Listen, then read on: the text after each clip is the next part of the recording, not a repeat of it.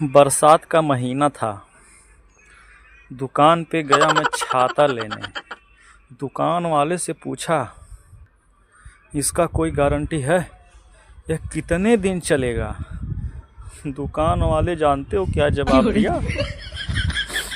बोला, इससे बारिश से और धूप से बचा के रखना, सालों साल चलेगा। अब तो साला मुझे ही कंफ्यूज कर दिया।